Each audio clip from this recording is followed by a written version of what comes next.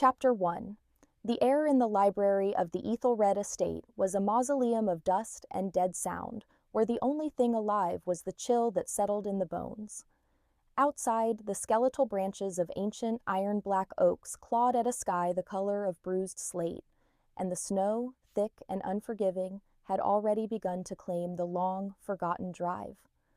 Inside, Lord Caelan, the last living descendant of the sunken line, and more critically, the most ancient of the Coven's regulators, stood before a wall of treatises bound in cracked leather, the scent of mildew and age a bitter perfume in his throat.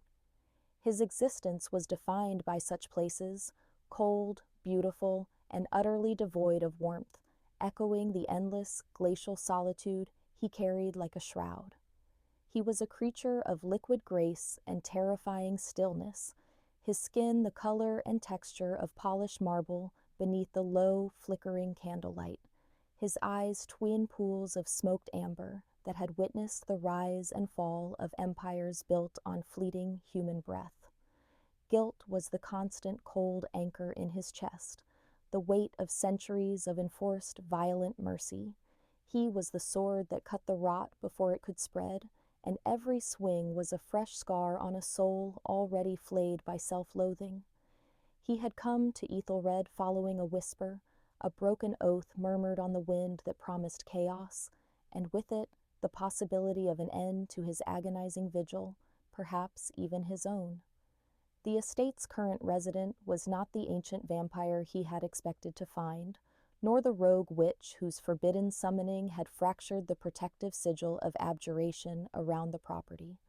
It was a girl, no older than 7, whom he had found tucked into the vast, silent kitchen, sleeping beneath a cloak too large and coarse for her frame.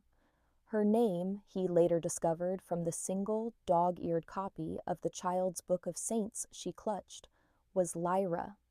She was small, shockingly frail, and possessed of a quiet, profound resilience that unnerved him more than any ancient enemy.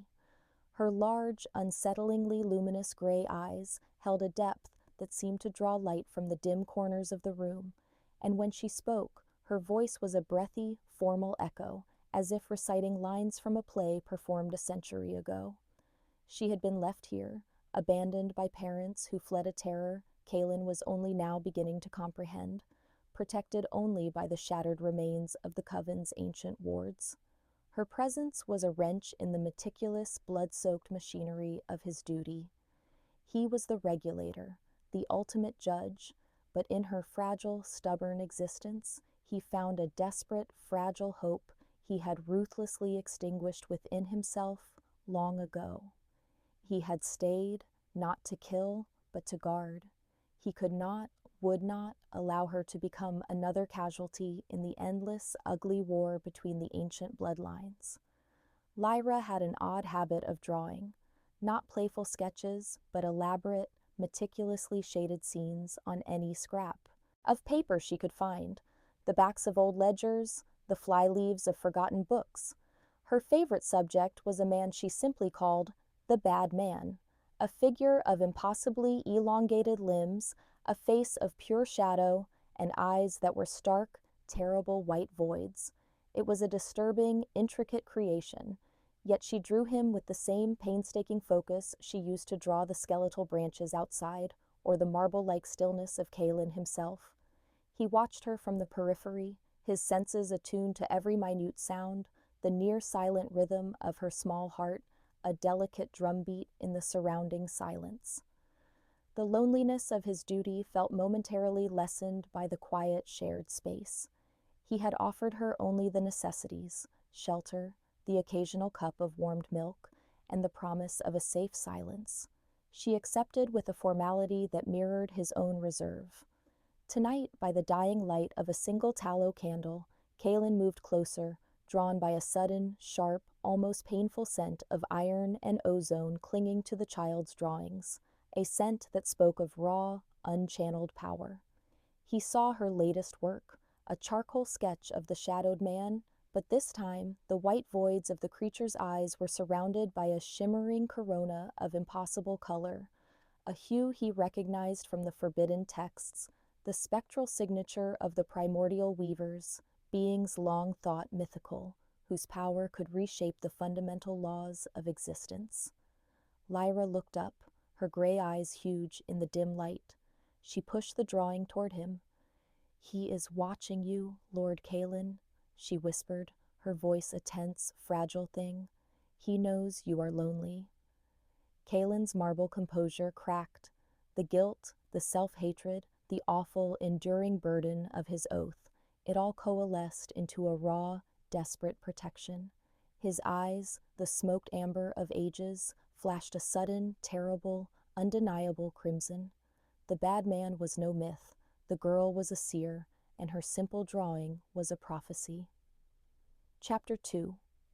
Kalin felt the chill of the primordial weaver's touch in the deep ice of his immortal blood, a sensation not of cold, but of pure absence, the terrifying vacuum of a power that predated even his coven's rise. The crimson flare in his eyes was instantly subdued, a ruthless command over his own inhuman nature. To reveal such a flash of raw, protective instinct was a risk, a chink in the armor he had meticulously maintained for centuries. He took the drawing from the child's small, unyielding hand. The paper, cheap and brittle, felt searingly cold against his marble skin. The detail Lyra had captured was not the imagination of a frightened child. It was an exact, stylized rendering of the entity known in the oldest vampire lore as the Umbra King, a creature of shadow whose hunger was not for blood, but for the raw essence of burgeoning supernatural power. And Lyra, with her luminous eyes and unsettling precognition, was clearly a vessel of that power. She was a prism, one of the rare humans capable of not just seeing, but anchoring and manifesting the wildest threads of arcane energy. This confirmed the whisper, the dread, the very reason Kalin had been compelled to this desolate place. He looked down at her, his expression a masterpiece of forced neutrality. "Lyra," he said, his voice a low, formal baritone, stripped of any emotion that might frighten or deceive her. "Tell me what you see." His language was purposefully stilted, avoiding the intimate contractions of common speech, maintaining the necessary distance between the ancient predator and the fragile prey he now felt compelled to safeguard with his eternal existence. Lyra sat cross-legged on the floor, seemingly unfazed by the sudden intensity of his focus. She simply tilted her head, her long, dark hair falling forward, shadowing her face. "I see him on the roof, my lord. He watches the windows. He is waiting for the cold to make you small enough to break." Her vocabulary was too rich, her metaphors too evocative for her age.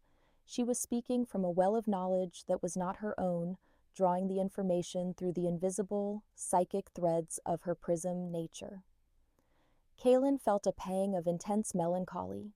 She had been robbed of her childhood, burdened by a vision that could end her world. "The cold," Kalin repeated, the word a rasp of dry air. The Umbra King utilized the profound chill that settled over the earth, the death of light, to extend his domain. He was a master of siege, patient and absolute. The manor, ancient and poorly maintained, was a sieve against the encroaching shadow.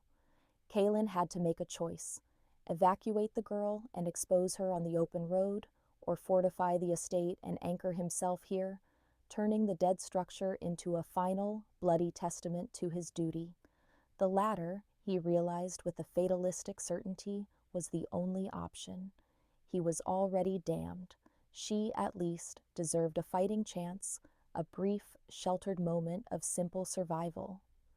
"We must make an oath," Kalin stated, kneeling down so that his immense frame was less imposing. He placed the drawing carefully on the floor between them. "I will protect this house, Lyra. I will not leave you, no matter the cost to my own being. But you must not leave the confines of the main hall and the library. Do you understand the meaning of an oath?" He watched her, looking for the flicker of childish fear, the understandable impulse to run. Lyra didn't flinch. She placed her small hand over the charcoal drawing, her fingers covering the terrible white eyes of the Umbra King. "It means you will not lie, Lord Calin," she said, her voice clear and formal, a small vessel of immense conviction. "It means you will keep your word even when it hurts to breathe." Calin felt a sharp, unexpected pain in his non-beating heart, a muscle that had not functioned in 700 years, yet still managed to ache. He extended his own hand, palm up, revealing the ancient, faded scar that bisected his lifeline, a mark left by a long-forgotten, broken blood vow. "Then let it be so," he murmured, his voice now intimate, dropping the formal cadence. The sudden shift in tone was a declaration of trust, an acknowledgement of her terrifying, fragile intelligence. He gripped her hand, his marble fingers enclosing her tiny ones. "You are my anchor, Lyra. You must not break." The word anchor was the highest form of trust in the Coven's language, reserved for the one being whose existence granted the vampire a reason to resist the eternal siren song of nihilistic self-destruction. In the cold, lonely library, by the light of a dying flame, the ancient vampire and the prophetic child forged their desperate, high-stakes covenant. Calin looked at the drawing again, the shimmering color around the shadow creature's eyes now throbbing in his sight alone, a silent, impossible promise of the cataclysm to come. Chapter 3. The subsequent days passed in a deliberate, rhythmic silence, punctuated only by Calin's ceaseless nocturnal preparations. The deliberate pacing of their new routine was designed to be atmospheric, a slow-burn tension against the backdrop of the intensifying siege. Calin worked with a cold, terrifying efficiency, a master craftsman preparing a fortress for its final assault. He sealed every conceivable entry point. The drawing room windows, once magnificent panes of stained glass depicting forgotten heraldry, were now buttressed with antique mahogany furniture and thick iron bolts salvaged from the forgotten dungeons. The main doors, carved with reliefs of forgotten hunt scenes, were chained shut with lengths of ship cable, the iron link scraping against the stone floor with a mournful shriek that was instantly swallowed by the house's overwhelming silence. The air grew thicker, colder, and darker with each passing hour, reflecting the encroaching psychic darkness of the Umbra King. The temperature was plummeting, not naturally, but driven down by the entity's power, a supernatural chill that was beginning to slow Calin's already glacial movements, a deliberate, brutal psychological warfare waged by an ancient rival. Lyra remained true to her part of the oath, a small, resolute presence in the vastness of the library. She spent her time poring over Calin's old, forgotten tomes. She did not read the text, but studied the elaborate symbolic etchings of ancient coven signs, the forbidden hieroglyphics of forgotten sun-worshipping cults, and the brutal, angular runes of the shadow lines. She was absorbing the history, the true nature of their conflict, through a silent, terrifying process of preternatural osmosis. Calin would watch her from his vantage points, atop the grand staircase, or behind the heavy velvet curtain in the adjoining hall, his senses constantly scanning the perimeter. The sensory overload was constant, the scent of ozone and iron, the psychic signature of the primordial weavers, was now a permanent fixture in the air, a constant reminder of the high-stakes battle. The sound of the wind outside was no longer just the wind. It was 1,000 whispering voices, a chorus of dark promises and terrible, forgotten names. Loneliness, that ancient, familiar enemy, was suddenly supplanted by a fierce, intensely personal protection. He was not just guarding a principle, or an oath, or a broken covenant. He was guarding a fragile, vulnerable human soul who was, perhaps, the only person to truly see the heavy, bleeding truth of his existence, the guilt, the immense burden of his self-imposed duty, and yet still trust him implicitly. One evening, as the last shard of twilight bled out of the high, arched windows, Lyra called his name. "Lord Calin, look!" He descended the staircase with the inhuman, liquid grace of his kind, his long black coat seeming to drink the last of the light. She had drawn another picture, this one on the back of a deed to a long-lost vineyard. It was simpler than the others, just Kaelin himself, standing tall, his back to the viewer, holding a single, impossibly bright candle in one hand. But the figure in the drawing was not made of charcoal. It was drawn in a faint, iridescent material that glowed softly in the gloom, and in the space where his heart should be, she had sketched a single, intricate, and utterly flawless rose made of frozen ash. "You are cold, but you are not broken," she stated, her gray eyes intense and unwavering. "The rose is your remembrance. It is why you stay." Kaelin froze, the subtle movement of air from his descent ceasing entirely. Remembrance. The word struck him with the force of a physical blow. It was the coven term for the last vestige of one's human soul, the memory of love or loss that kept them tethered to their ancient oath of protection. No one had named his remembrance in over 5 centuries. His was the memory of a young woman, a mortal love he had failed to save, the original sin that fueled his endless, agonizing vigil. He looked at the ash rose, the frozen heart, and the simple, impossible truth it represented. Lyra was not just seeing the future, she was seeing his soul, stripped bare of all pretense. "You are too powerful, child," Kaelin said, the words a rough, honest admission of his own fear and the terrible responsibility her gift placed on his shoulders. "This power will break you, Lyra. It will call to those who wish to consume it. You must promise me that if I cannot protect you, you will choose to run. Do not become my new burden." She looked up, her expression a mirror of his own fierce conviction. "If I run, the Umbra King wins, Lord Kaelin. You are my anchor. We choose to stay, and we choose to win. We choose remembrance." Her immense conviction resonated through the silence, transforming his self-loathing duty into a shared, deliberate choice. Chapter 4. The atmosphere within the Ethelred estate had become a suffocating tapestry of supernatural tension and escalating dread. Kaelin could feel the sheer, relentless will of the Umbra King pressing against the house's perimeter, a palpable weight of shadow that extinguished the light from the air itself. The estate was now a Gothic island in a sea of encroaching darkness. Outside, the snow had ceased, replaced by a crystalline silence that was more unnerving than any storm, the kind of silence that precedes an execution. Kaelin spent his time moving with a measured, deliberate slowness through the house's cavernous rooms, his senses stretched thin, listening for the telltale, near-silent distortion of reality that would signal the weaver's penetration of his hastily erected defenses. His marble skin was now perpetually cold, the supernatural chill of the siege-finding purchase even in his immortal flesh, a constant low-level pain that served only to sharpen his focus. He found a strange, grim comfort in the physical sensation.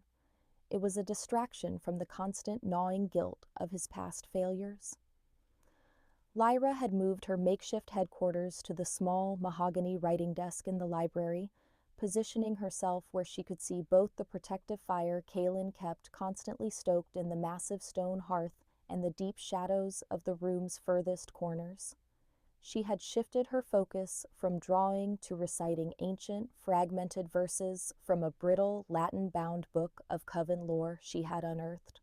Her voice, formal and quiet, spoke the dead language with a haunting fluency, the words echoing with a power Kaelin recognized but could not explain. She was not reading, she was channeling, the words a rhythmic, low-level, magical defense that resonated with the forgotten, protective runes carved into the estate's foundation stones. Her eyes, the luminous gray that held the preternatural light, often drifted to Kaelin, studying him with an intensity that was both intimate and unnerving. She was dissecting his composure, the layers of practiced apathy, to find the pulsing, vulnerable core of his remembrance. One night, drawn by a sudden, intense spike of ozone and a low, guttural, thrumming sound that vibrated through the floorboards, the sound of the Umbra King testing the main wards, Kalen stood over her desk. He towered over her, the stark light of the fire illuminating the severe, perfect lines of his face. He needed to know the cost of the coming battle, the sacrifice her prism power demanded. "The verses, Lyra," he asked, his voice low and demanding. "What do they mean? Are they a shield or a sacrifice?" The philosophical conflict of their situation was at its core. Was she merely a protected vessel or a willing participant in a ritual that might consume her? Lyra looked up, her expression grave, her immense conviction a challenge to his self-hatred. "They are a choice, Lord Kalen," she replied, her voice steady despite the seismic shift in the manor's wards. "The Umbra King seeks power unchosen. I am choosing. These verses bind my power, anchor it to the oldest oath, the one before the covens, the oath of the first sentinel, the human who chose to stay." She paused, her small hand reaching out to touch the ancient scar on his palm, the relic of his broken blood vow. "You call me your anchor, but you are mine, Lord Kalen. Your guilt is my shield. Your fear of failure is the most potent of all defenses. It is remembrance, fierce and protective."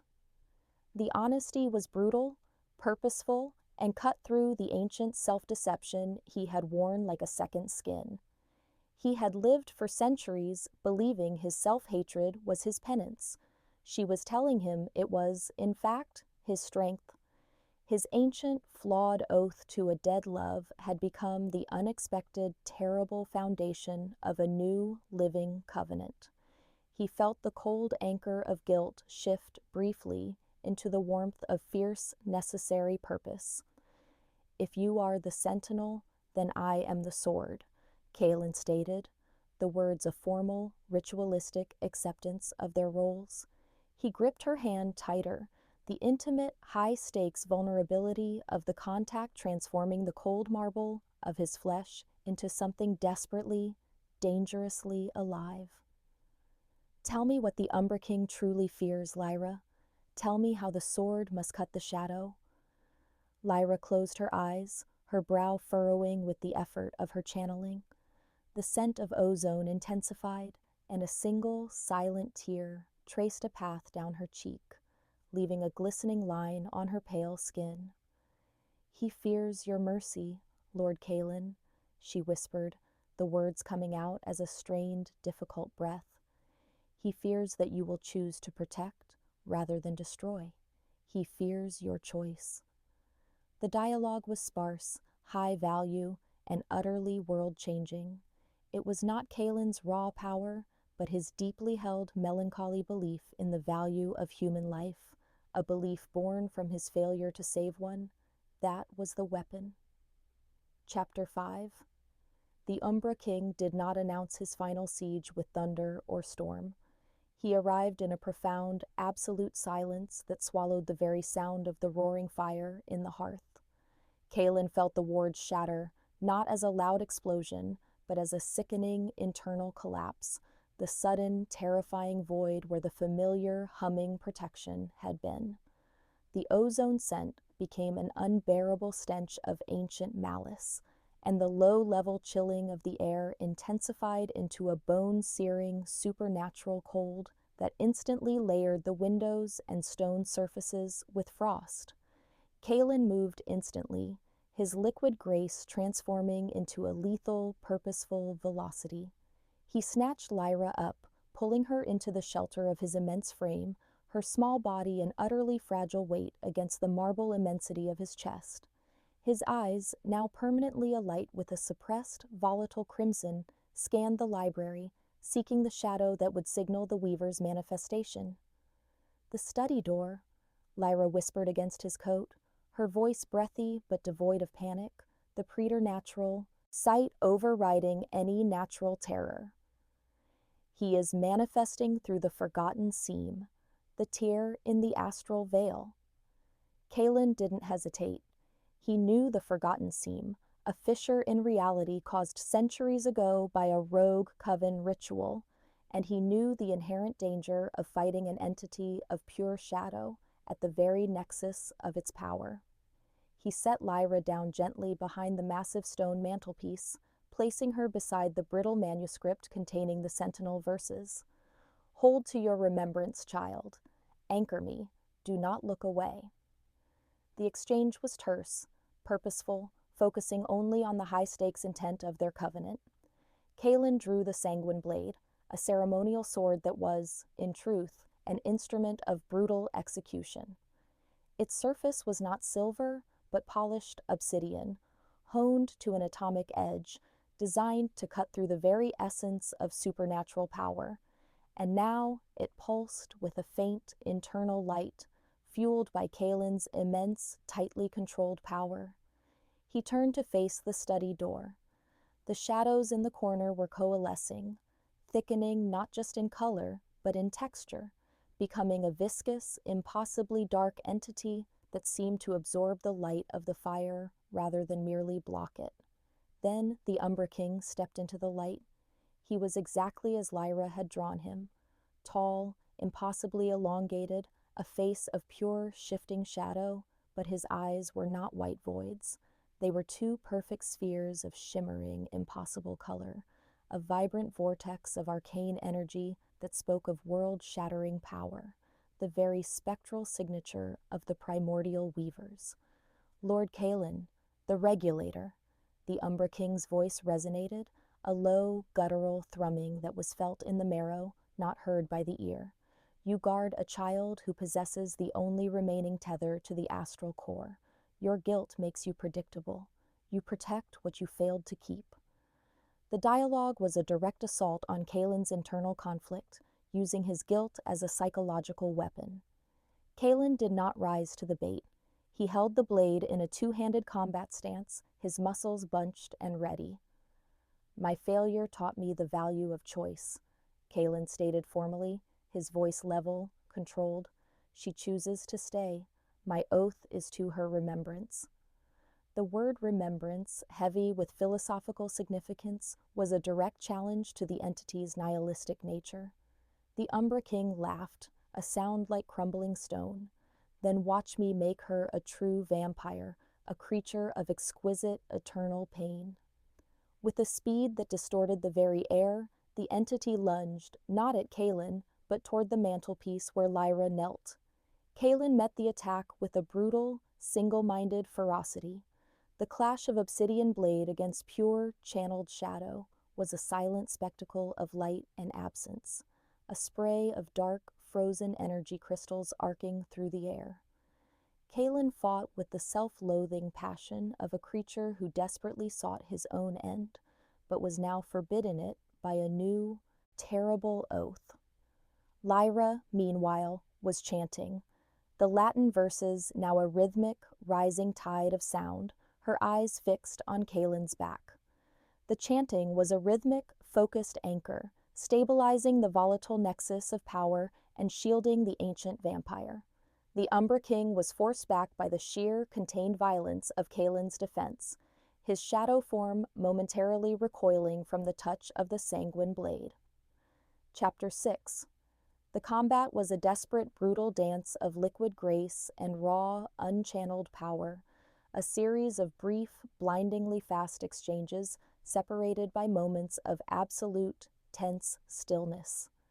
Kaelin fought with a sublime, terrifying technique, every thrust of the obsidian blade purposeful and aimed at the shifting core of the shadow entity. The Umbra King countered with whips of solidified darkness and blast of absolute bone-freezing cold, attempting to bypass Kaelin's physical form and attack the vulnerable remembrance he guarded.